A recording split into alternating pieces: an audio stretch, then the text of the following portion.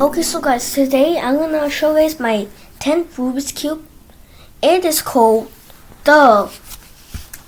This is my 4th or 5th 3x3.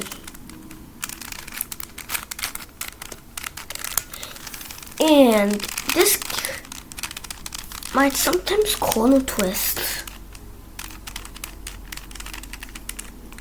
because it's getting less flexible. And then guys, the turning is okay, but I think when you corner cut, it works up a lot. You can't even corner cut, but still, my decent Rubik's Cube. Okay guys, thanks for watching, bye bye.